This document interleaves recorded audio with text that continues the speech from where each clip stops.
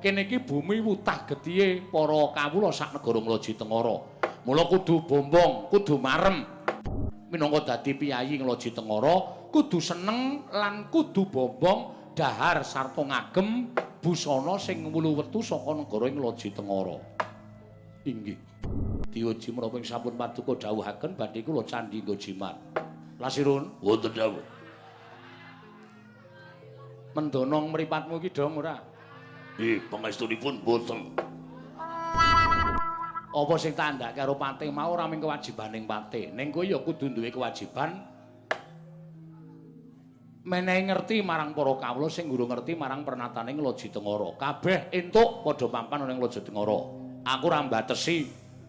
Aku ora menehi pranatan sapa wae sing mapan ning Ngloji Tengara sing kepengin mapan ning kene kudu kapercayane iki, bahasane kudu iki ora. Ning kene iki tak wenehi kamardikan sapa wae sing kapercayane nadyan beda karo panjenengan ingsun.